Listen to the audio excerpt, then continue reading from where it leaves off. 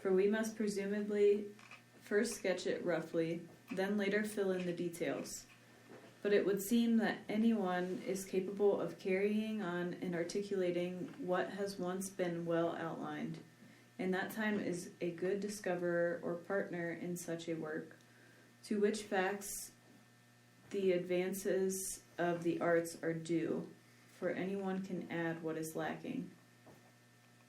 And we must also remember what has been said before, and not look for precision in all things alike, but in each class of things such precision as accords with the subject matter, and so much as is appropriate to the inquiry.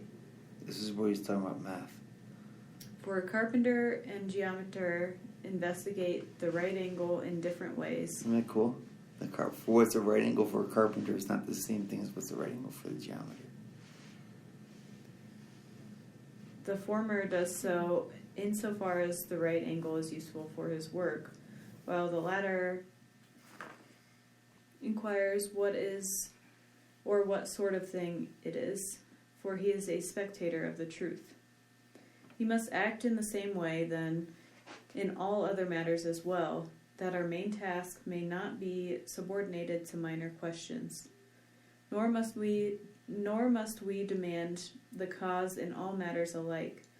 It is enough in some cases that the fact be well established, as in the case of the first principles. The fact is the primary thing, or first principle. Now of the first principles we see some by induction, some by perception, some by certain habituation, and others too in other ways. But each set of principles we must try to investigate in the natural way, and we must take pains to state them definitely, since they have a great influence on what follows.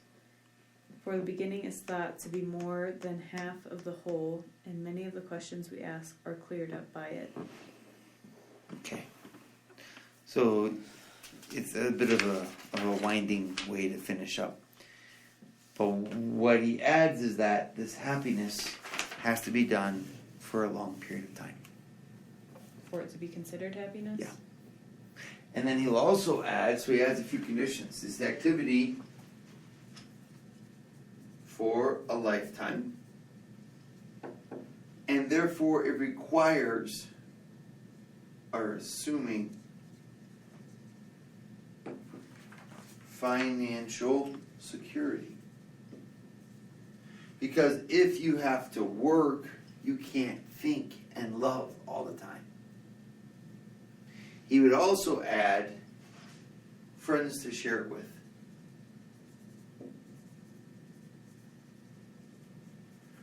Because if you can't give gifts to people and host, etc., then your happiness is kind of lacking something.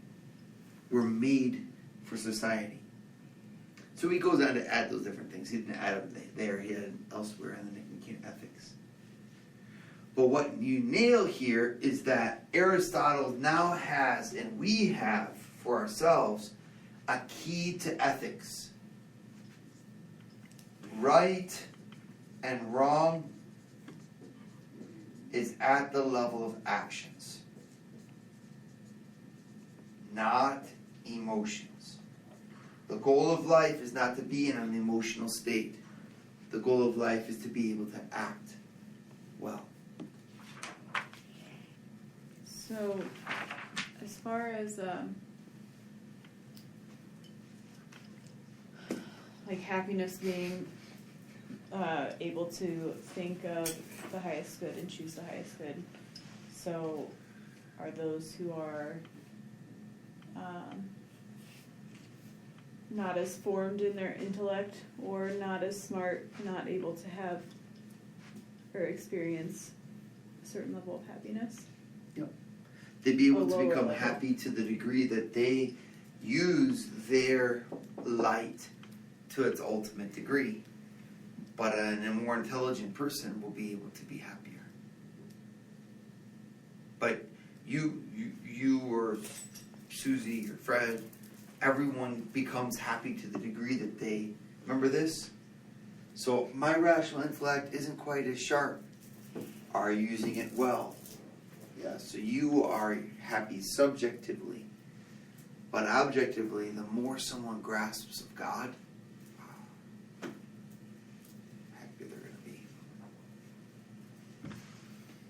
Fair enough. If all the Christmas tree lights were just as bright, none of them would twinkle. What? If all the bulbs in the Christmas tree light string were equally bright, the tree would not twinkle. Such is the I'm not poetry gonna write that one of down. 9 at night. Why don't we wrap this up then, guys? What'd you say over by happiness then? If all the bulbs... Stop it. At the level. Right and wrong is the level of action, not emotion.